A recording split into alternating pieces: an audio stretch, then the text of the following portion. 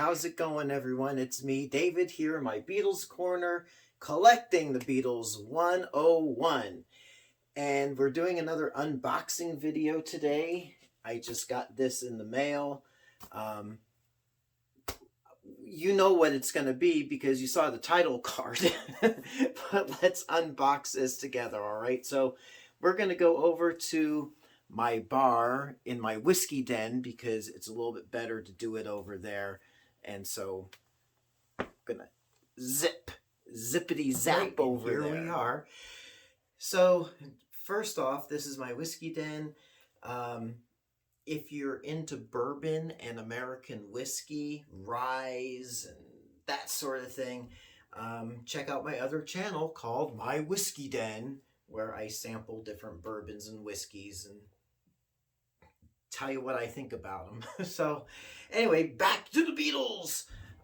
So for years, since 1980, I've been enjoying my copy of the Beatles Rarities, and this is the American version. I will be discussing this album in a future video, but in Britain and the rest of the world, they had a different version of the Beatles Rarities, so that's what should be here in this. Well, it is what's in this box I got. So let's just open it up, see how it looks. This is what I ordered is the Australian version, or Australian pressed copy, just because I wanted to, and it was at a good price. Oh my gosh, this is what people go through when they buy records from me. Good packaging, feels solid. And as I'm opening this, I will tell you that when I was in high school back in probably about 1981-ish, there was a kid that I went to school with that had a copy of this British version of the Beatles Rarities, and I thought it's so ridiculous what they considered rarities because, well, I'll tell you. So, pretty nice packaging job. There's the cover. Let me put this packaging over here. Yeah, it looks really nice. Oh, and this is out of the Australian box set. How do we get this sleeve open? There's got to be a flap on here somewhere. Oh, here we go. There's no flap. It just opens up. I'll be giving this a listen and we'll be coming back. But look, original inner sleeve, that half round inner sleeve. Vinyl. Wow, vinyl looks immaculate. Really nice. I'm going to be looking forward to giving this a listen. I didn't notice this in the listing. Let me put that there. Because I didn't really look at the back cover, but on the back cover, can you see that? It says sampler album not for sale. So, and here's the track listing. So, you know, being here in the States, it's interesting in that when I first, the only time I heard this album, like I said, was back in high school. It's like, how are these rarities? Yeah, you know, Across the Universe, it's a different version of Across the Universe. But songs like Yes It Is, This Boy, I'll Get You, Thank You Girl, Come Give Mer Deine Hand, Rain, She's a Woman, Matchbox, I Call Your Name, Bad Boy, Slow Down, and Long Tall Sally all appeared on American albums. So you have of these songs 1, 2, 3, 4, 5, 6, 7, 8, 9, 10, 11, 12 of these songs appeared on Capitol Record albums. So we'll be talking a bit more about that in the other video. I'm going to compare and contrast the two versions of Rarities. But yeah, to me it wasn't really special. How are these? So, but in England and the rest of the world with the standardized UK catalog, these were indeed rarities. They appeared on EPs and singles. And some of these songs, the I'm assuming Across the Universe is the version that appears on the US rarities with the birds chirping and everything. Um, Inner Light, Sleep Dick, You Know My Name, Look Up the Number, and I'm Down did not appear on any American albums. Um, so I'm going to give this a listen and we're going to come back. I'll tell you my thoughts. All right. Well, I just finished listening to this album and the music obviously is awesome.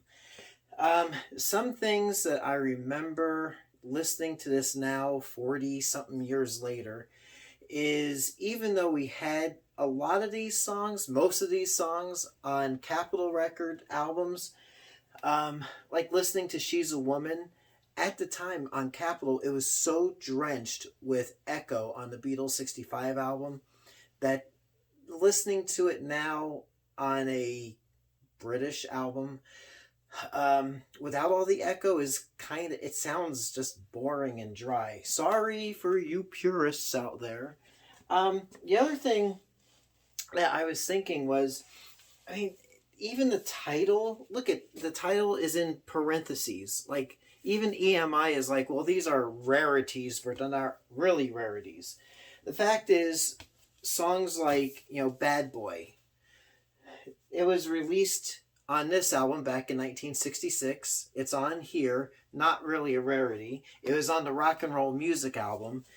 Songs like I'm Down, Long Tall Sally, a few others were on the Rock and Roll Music album. Rain was issued on the Hey Jude album. The album, let me go this way. The album over here, the Hey Jude album, which, it was released here in the States, but by the time this was released, it was also released in England and in other parts of the world. I have a German pressed copy. So songs like Rain, not really that rare. Because a lot of these songs did pop up on compilation albums. So, but I do see the point that EMI was trying to make, because this was issued in the BC13 album box set. But even so, not all of these songs, how do I say it? The song selection didn't fully complement the album selection. And we wouldn't get that until 1987, 1988, until Past Masters was issued, which is, this is the 2014 album version. But if EMI had just done in 1978 what they did 9 years later and issued a Past Masters 2 record collection, that would have covered everything, instead of just picking and choosing what songs to put on rarities. I mean, some of these I never had heard before until I got my US copy of rarities. Like, You Know My Name, Look Up the Number, Sleep Dick. I'm Down was on Rock and Roll Music, but it's nice to have it on this album. Really, from an American's point of view, these aren't rarities. And I'm sure from a British point of view, not really rarities as well, but rather a compliment to that box set. So anyway, why should you have it in your collection? It's a pretty cool album. Two other negatives for me is that, I mean, this is like a glorified inner sleeve is what they put this in. Really flimsy. I am delightfully surprised that it came in that the record cover is in this great a condition. The other thing is that the running order of the songs, I mean, I was in a way brought up on 62 to 66 and 67 to 70, just having the songs in chronological order. So it's kind of jarring to have the song The Inner Light, sandwiched between This Boy and I'll Get You, you know, and then you got You Know My Name, Look Up the Number, sandwiched between the two German language songs. Um, kind of, I'm more of a let's do it in a linear chronological order sort of way. So the running order is kind of jarring, but there are some true rarities on this album. Even from an American point of view, again, Across the Universe is that No One's Gonna Change Our World version with the birds and everything on the beginning. You've got You Know My Name, Look Up the Number, and Sie liebt dich. So, like, really three rarities on this album of 1, 2, 3, 4, 5, 6, 7, 8, 9, 10, 11, 12, 13, 14, 15, 16, 17 songs. Sound quality is pretty good, but I don't really nitpick about the sound quality, right? Right. We leave that for other folks. So anyway, there you have it. Cool album. I really enjoyed it. Clean sounding. Pleased with the purchase. I'll leave good feedback for the seller.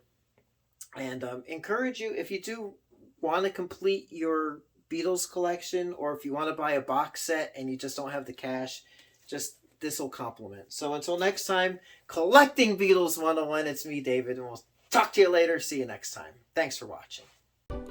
Thanks for watching Collecting Beatles 101, and if you are into bourbon reviews, please check out my other YouTube channel, at My Whiskey Den. Thanks for watching.